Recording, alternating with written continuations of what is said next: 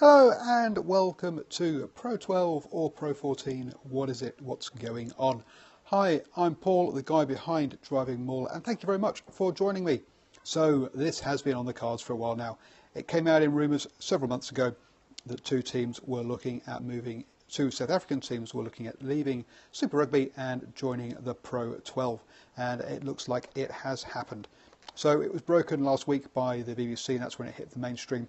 But as I say, a lot of us had heard about it beforehand, and now even the Pro12 have come out and said, yes, we've actually been talking. Wow, shock horror. No, really? What a surprise. Nice, you didn't really tell us anything. Clearly the season's about to start, and they are looking at, and they're trying to get everything sorted. Apparently legal E's have got to be signed off and that kind of stuff, which is why we're not hearing any announcements. Already the Rugby Premiership have announced their fixture list. Clearly the Pro12 or Pro Rugby, or not Pro Rugby, so that's the USA, or Pro14 or the Transatlantic Challenge or whatever they want to call themselves, wants to get their stuff announced as well. To give you an idea as to how late in the day this really is, Super Rugby by this stage would normally have booked their flights and hotels for next season. Yep, that's how late we are in the season for Pro12s doing this kind of stuff. Now, so it is really late and for this all to be happening, but hey, it looks like they're going to pull it off. So what does this mean? So for the Pro12 sides, it looks like it's a 6-year deal that effectively is going to bring in an extra £500,000 per team. Now that's obviously going to help close the gap on the Aviva Premiership and the top 14 budgets. But let's remember that the Welsh regions, from memory, have a salary cap of around 3 million. Compare that to the Aviva Premiership salary cap, which is north of 5 million, and that £500,000 is going to disappear very quickly, especially when you factor in the fact that they have extra travelling expenses and all of that kind of stuff heading down to South Africa. So, yes, it'll close the gap, but it's not. This is definitely not the silver bullet to bring equality amongst the European leagues. So, what are we having? The Kings and the Cheetahs, the two weakest South African Super Rugby teams, are looking at moving up to the Pro12. Now, the worst case scenario is this is two more Italian teams joining the league that lose all of their games. And if they're not careful, that is what they're going to get on a lot of this travel because of the way they're looking at structuring it. They aren't really helping the South African sides. So how have they structured it? What the structure is going to be is two, or the structure that's being suggested at the moment, because obviously we've got no official announcements, is 7 teams in 2 conferences playing, which will be split into 2 Irish teams, 2 Welsh teams, a Scottish team, an Italian team, and a South African team to make up those 7. Those 7 teams will each play each other home and away. And that gives you 14 games, and they'll play all the other teams in the other league. That gives you 12 games. They'll play the other 7 teams in the other conference once, bringing that up to 19 games. Now, if you think that the regular season currently is 22 games, that still leaves you a few games short.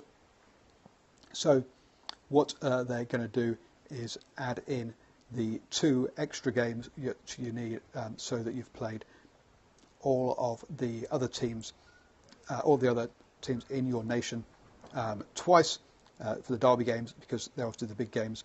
Now, the Scottish teams will only need 1 more game, so who that other game goes against. So the Scottish, Italians and South African teams will only require 1 more game. So quite where they get the second derby game from, we'll have to wait and see. But it means that Leinster will play Connacht, Ulster and Munster twice each at least, and that brings us up to 21 league games. So we have 22 currently, that'll be 21, and then heading into playoffs, which they're looking at having 3 rounds for rather than 2, and that gets you back up to the 24 weekends worth of games that they have currently. So why do I say this doesn't help the South African teams? Well, clearly, if they're playing, if they're putting conferences split away from each other, all of their away games, apart from that derby game, are going to be overseas. If they put them in the same conference, it would cut it down slightly, but not much.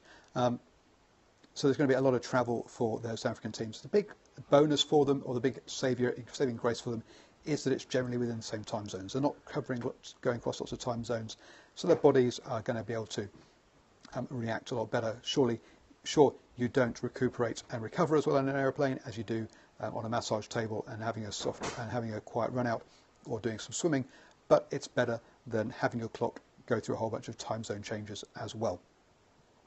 So that's how it looks like it's going to be. It means extra money for the European-based teams. It means that the Southern Kings and the Cheetahs actually exist after this season ends in Super Rugby, which is good for them. So it's a win-win all round, surely. We're going to have to wait and see. Also, there hasn't been any fan engagement. There generally isn't about this kind of stuff to ask them how, and let's be honest, their answers aren't going to be reflective of how they really feel or how they will actually. Sorry, it's reflective of how they feel. It isn't reflective of how necessarily they will react to this new setup. So we'll have to wait and see how that all goes. Conferences clearly haven't worked in Super Rugby. This is going to require, and I hope the Pro12 figure this one out early doors, is that they are going to have to require education. Get out there, sell this to the fans, let the fans know what it's like. In Super Rugby, they didn't do that. They just left it up to Fox Sports, Sky TV. They would, of course, New Zealand Herald, of course, they will educate the fans because that's what the media do. Surely that's what they'll do. They did in a negative way. They said, oh, this conference is all bad. Look at this. It's not fair. So a lot of fans were very disgruntled early on. And Pro12 need to get ahead of the game on that marketing and get everyone aware and do as much of a sales pitch and get as much explanation out there as they can in a positive light as to what's happening rather than just negative, which there will be plenty of negative press because it's easy and it gets clicks. It's an easy sell. So that's basically what we're going to get. Now, further down the line, is this going to be Pro12 or is this going to be Pro16? Because there was talk of 2018 of a team from Canada and a team from the USA looking like either Washington or somewhere in Texas for the American team, and Vancouver or Toronto, probably Vancouver though, for the Canadian side as well. So is this just one? So will we have this structure only for one season and then we get a new one next season? We'll have to wait and see how that goes. The current Super Rugby deal runs until 2019. So in 2020, will South Africa look at bringing their other 4 Super Rugby teams up into this European-based competition, bringing it up to the Pro20? We'll have to wait and see. Are we heading, all that is up in the air, are we heading towards a global club competition with this being a feeder into the European Champions Cup, which becomes a World Club Champions Cup or whatever you want to call it? Well, again, these are all nice questions that are out there that will keep us all speculating and chatting for many months and perhaps probably years to come. So we are living in interesting times, as they say. And the other big question after that is, if we are heading towards this Pro20, what happens to the Rugby Championship? Are South Africa pulling out of Sanzar entirely? Would they be joining a Six Nations or some other competition? We would have to wait. And these are all some lovely speculation things, and we'll fill podcasts, YouTube videos, blog articles for months and, as I say, years to come. Thank you very much for watching. Please give us the old thumbs up on YouTube. Share it on Twitter. I'm always up for good rugby chat. Let me know your thoughts down below. And don't forget the new #RugbyChat podcast on iTunes and SoundCloud. Go search for it and listen to me in your car once a week.